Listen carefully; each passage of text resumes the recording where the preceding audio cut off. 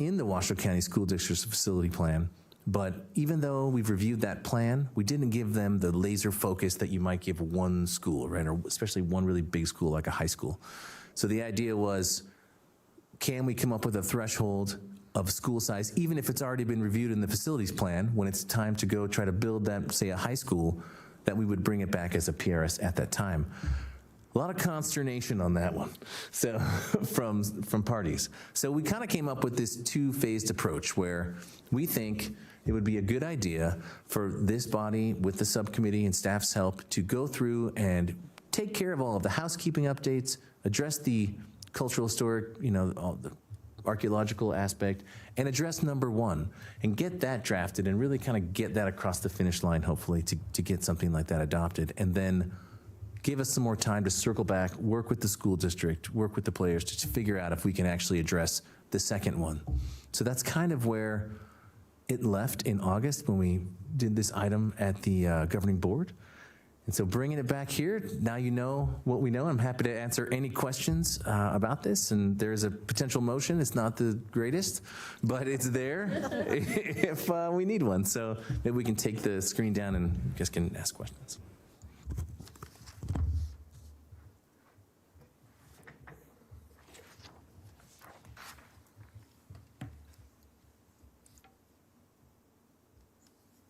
So is there any questions from commissioners? Commissioner Carey. Thank you, Madam Chair. I had a question concerning on page 2. That's where it was talking about the geothermal wells and power generation or mining operations on any land within 20 miles of the TMSA. The term any land kind of has me a little confused, which isn't easy to do these days. But anyway, so I was curious, would that apply, would those lands, any land within 20 miles of the TMSA, would that apply only to lands within Washoe County? Or could that depend? That's correct. Okay. Yes. Yeah, thank you for that clarification. So I thought that might exceed our authority. So I was curious, where did the 20 miles come from? It's a great question. We've been trying to do research on where some of these numbers came from. We always like to have a basis, a foundation in evidence and data saying why we would choose a certain number. We don't know. Yeah, Honestly, Just there. it's just there. Okay. So, when we work on this school process, if we feel it's appropriate, or you guys feel it's appropriate to add charter and private schools and set some kind of a threshold, we're going to ensure that as part of that research, we have a foundation for why we chose a certain number. Thank you, Madam Chair. Any other questions, comments? Madam Chair, so question to, sorry, Go ahead, Commissioner Gower. the voice from above. Well, we might be going in the same direction, so we'll see. I just wanted to follow up on Commissioner Carey's question. So, Jeremy, you're not recommending any sort of additional research or cleanup of the language in that particular paragraph or any other paragraph? Because I think Commissioner Carey brings up a good point, number one, about the any land. We don't want to be,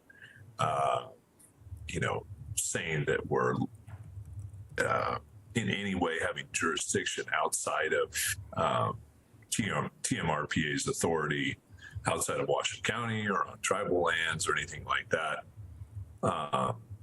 Frankly, I think this whole paragraph could use some work, but you're not recommending that change at this point. You want us to stay focused, I think, is what I'm hearing from your presentation.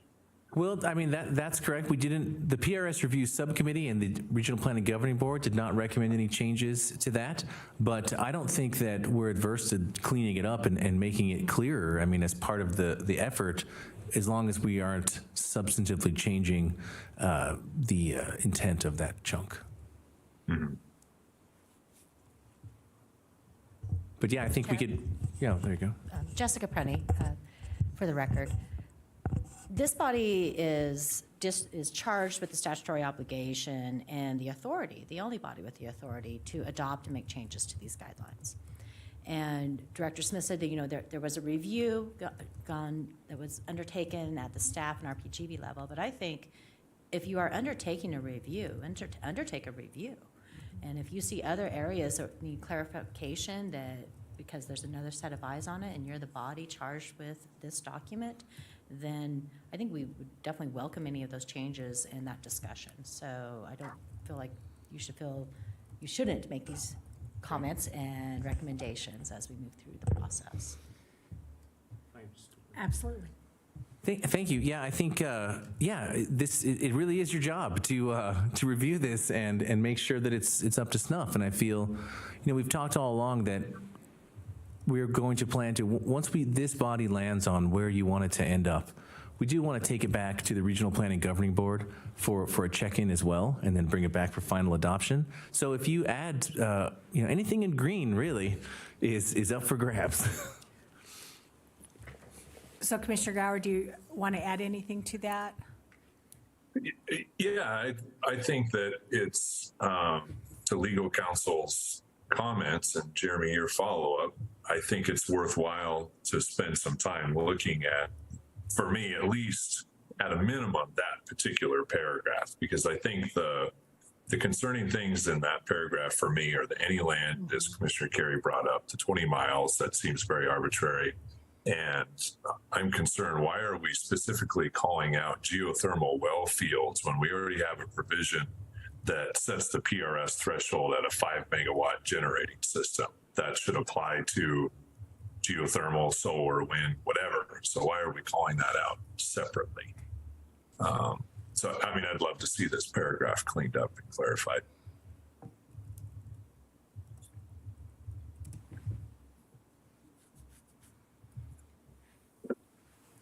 So the question that I have is, when you say that this is the only body that we have the final authority. So, and I'm not dismissing what you said in terms of, I know the relationship between the governing board and this body, but we are the final arbiter. Okay, thank you very much.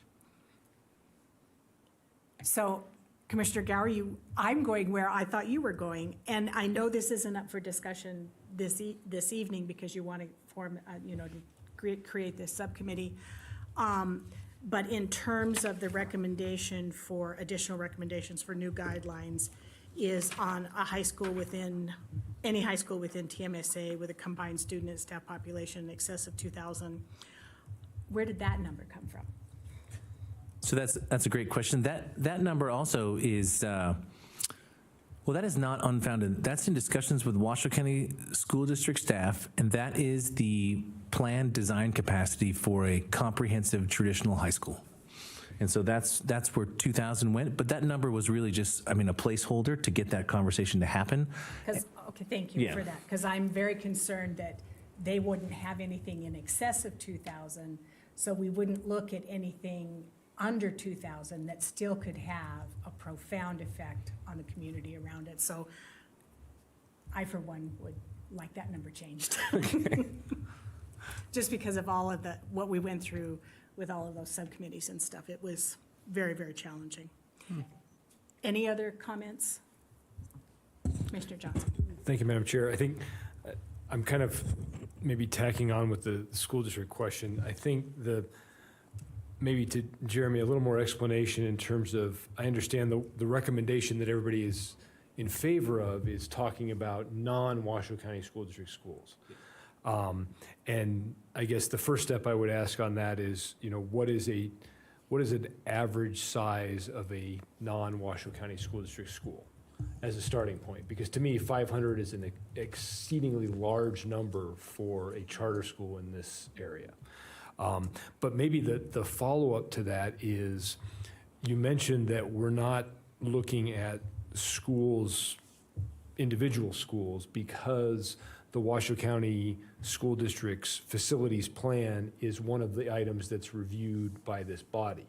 So I guess the question is, at what level is this body reviewing the facilities plan, looking ahead in terms of where these schools are, to say that, this 500 number or 1,000 or 1,500 or whatever it is should be applied across the board. And I'm not trying to make it more onerous on the school district, obviously, but I guess I'm just looking at, like, if we're questioning and thinking that a 500 capacity school, which is essentially just slightly larger than an elementary school when you factor in staff, are we giving the master plan for the school district the same level of review across the board, where this isn't now becoming less onerous on them and more onerous on a private or charter school? So I guess I'm just trying to understand what level we're looking at it. So as a part of the discussion, and I'm not saying it necessarily changes where we're at here, but it does bring up that fundamental question of, it seems to be, one, a slightly arbitrary number, again, without knowing where these are at, but it also seems potentially punitive if we're not actually putting a level of review on what the school district is doing. Yeah, great questions. I think in terms of the numbers, both of them are really placeholders. There wasn't like that foundation has not yet been built, and it was our intent that we would use the work together, the RPC, the subcommittee, staff, and school district to figure out what those numbers really ought to be. I think the reason it got split into two is because there was so much back and forth between the school district being fairly reticent to any of these changes being implemented at all, and sort of arguing those positions, and then trying to find what is the right number for something that never goes under any kind of public review as far as we know at this moment.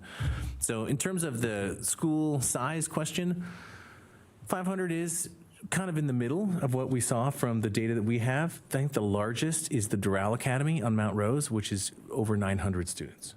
So that's the largest charter/private school that I'm aware of in the county. Pinecrest isn't, because Pinecrest is modeled after Doral is.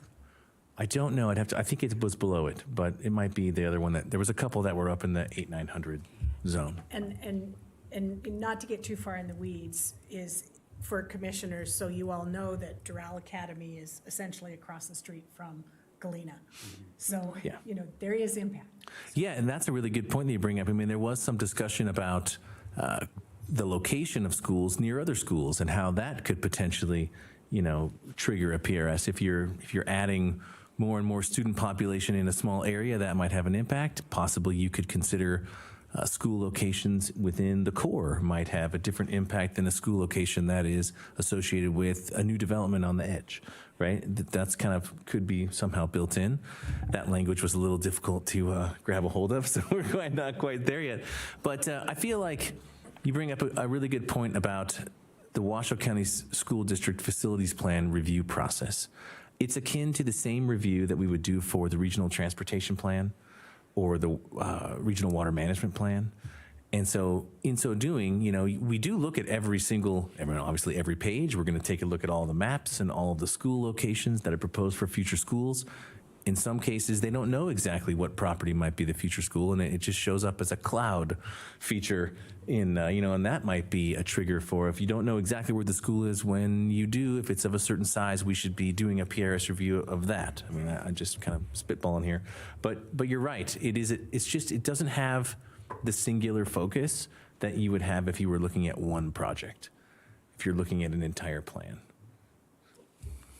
And I appreciate that. And I guess maybe the follow-up I would throw out there is, also looking at this from a regional level. I mean, this is, in essence, and maybe that's the question from a high school standpoint. By and large, an elementary school is not a regional question. Just looking at it from the perspective of the impacts that it's going to have. And I think to that point, maybe having a number for something that is maybe outside of a planning process that is in place. I mean, the school district, as you say, it is a process, it is a document, it is out there for review and comment and whatever, as opposed to a charter school that is not. So it was just trying to understand where that was coming from, and then maybe taking that where, yes, the number needs to be higher from a level where it does start to become regional. And then I do think, Madam Chair brought up a good point about the proximity of them, and that's certainly something that, having worked with the school district, they actually get some synergy when they have the schools close to each other. But it definitely then does become a regional issue. So it is a challenging thing. I would, from my standpoint, I am a little concerned about even pushing item number 1 forward without knowing a little bit more about the numbers. I think the concept is good, but maybe that's just a level to make sure we're on the regional side of things when we're looking at the numbers. And so I think that's really the comment. So I appreciate the feedback. Thank you. Had a question. Thank you, Madam Chair. Your microphone. It doesn't work. Well, then use mine. All right. I just had a point of clarification. What we're approving now is to have a subcommittee go through the entire green part of the document. So even though it's not been discussed here, it can still be changed. Okay. Yeah, that's absolutely correct. And I failed to put in the lame proposed motion that we should, reconstitute or rekindle, if you will, the existing subcommittee. I think we need to add an additional member because the member that was on it from the city of Sparks is no longer on this body. But I think that should be part of it. That we should, propose a meeting of that subcommittee to develop a plan to address the green parts and to address these school notions and to build the foundation of evidence that would allow us to pick the right numbers. Madam Chair, Jessica Prunty for the record. There is a subcommittee in existence. It's been a while since it had met. And typically and historically, members of a subcommittee, there's usually 3. It's the chair, the vice chair, the immediate past chair. That's not locked in stone if you want this subcommittee to have another member or 2 more members. But it might be an efficient vehicle to get into the weeds and then bring back findings and recommendations to this body as a whole.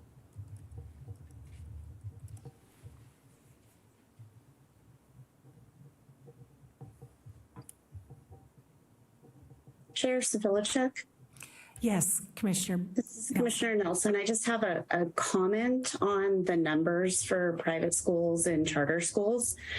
Maybe we could also look in addition to the number of students, but also the expected daily trips. Because I know, like, for instance, the Doral Academy, when school is being You do. starting and when it's ending. So I think that maybe that could be included as well, because the private schools and charter schools don't have transportation for those students. Thank you, Commissioner Nelson. That's wonderful because professionally, I do work with Doral for 4-H youth development, and you never want to be up there at 3 o'clock. You never.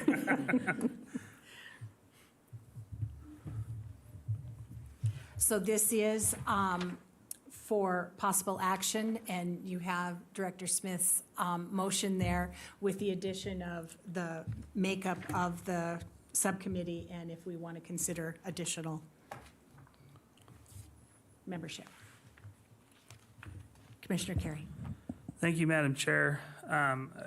Another kind of point I wanted to add to this discussion, and I appreciate the input from my colleagues on the school aspect. I think it's worth taking a look at that, but I do appreciate staff's effort in looking at natural, cultural, and other resources as well too. I think with our subcommittees are out and running, our staff is out and doing a great job updating the natural resources plan to actually beef up those goals and policies. I think we have a real great opportunity here to, once that document is in place, beef up those protections of those resources through this projects of regional significance process. One concern that I have with the guidelines as they currently read with the paleontological, and I had to practice that. I just call them fossils. But anyway, we don't really know. I know the City of Sparks master plan does not have any areas that are designated. I'm not sure about the rest of the entities, but we really don't know where those resources are until you start digging. And I think it's similar with other natural and cultural resources. You really don't know where they are until you start digging. So I think through this regional plan natural resources element update, hopefully we'll have a better idea of knowing where those resources are and have some guidelines and policies to actually protect them. But I think it's going to be tough to put those on a map. And I don't think a lot of those resources, it's appropriate, it's against the law in some cases to put those on the map. So we'll have to do some work on that respect. But I think there's a really good opportunity as part of this. And I think it's worth taking a look. Any other comments? Is any commissioner willing to take a stab at a motion? Madam Chair, I've been formulating a motion, but I thought I could run it by the commission first. Where I'm thinking of going with this motion is, it sounds like having a subcommittee is a good idea. And to me, the composition of the subcommittee sounds fine. So my motion wasn't going to include any recommended changes to the composition, but I thought it'd be good to give the subcommittee some specific direction of things to focus on. And it sounds like specifically that paragraph B with the geothermal and the 20-mile, any land within 20 miles is a good focus. I agree with Commissioner Carey's comments about paleontological. Also, just making sure that we have a good understanding of what significant degradation means and how to quantify that. So I think that could be pretty challenging. And then to the schools piece, I think specifically to look at those number thresholds. I think it's relevant since we have this process open, I guess, to not necessarily bifurcate it into just looking at one piece of the schools and saving the other piece for later. I mean, let's use the subcommittee, take a look at it, really be diligent about it. If that piece is the only piece that the subcommittee is looking at and the other pieces are kind of outside of its jurisdiction, I could use some feedback on that part before I make my motion. Because it's just the school subcommittee, right? Or is it the specific to the PRS sub? Well, we renamed the Regional Planning Governing Board subcommittee to the school siting subcommittee. Now it's the PRS review subcommittee. So I would suggest we include that in the motion for this body, that it's a PRS review subcommittee. It's everything. It's all contained. Okay, I like that. Did any of that sound like a deal breaker to anyone before I make a motion? No, I'm seeing nothing here. So Okay. go ahead and make that motion. Okay, so I move to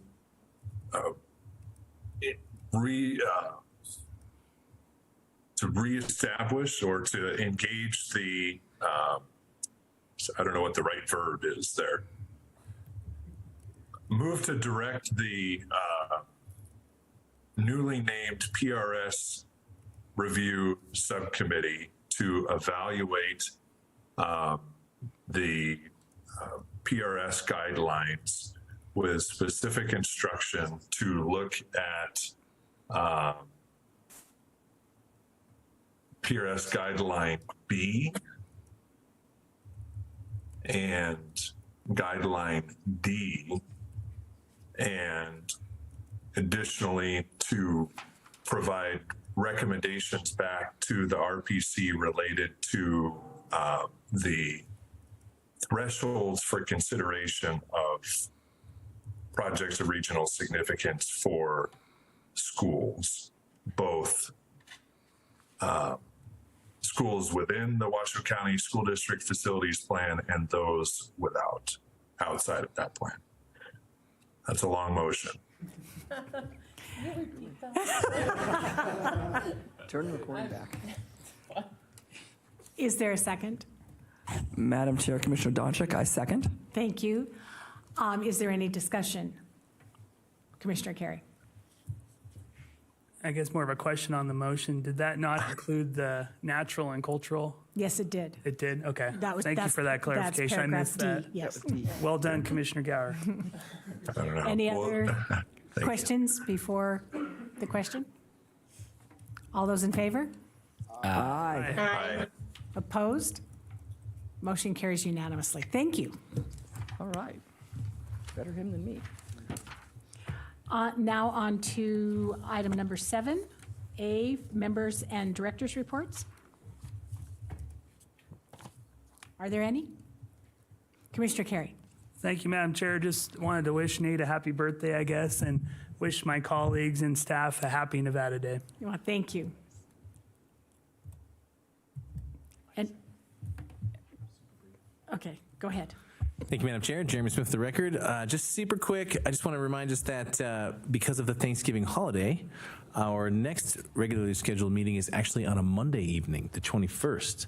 So that's the week of Thanksgiving. We'll do it on Monday, and then you'll be free for Turkey Day. So we typically do that, and Chris is working on the advanced schedule for next year, and we have a similar approach to that. So with that, I'm done. Thank you very much. Thank you.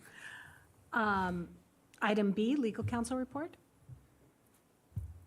Nothing to report, Madam Chair. Happy Nevada Day to everyone. Thank you. Item 8, request for future agenda items. Seeing none. Public comment. We have none. And we've taken care of the other. Okay. Thank you. Written correspondence. Okay. All right. Motion to adjourn. Thank you very much. Good night. Happy Good Nevada- night.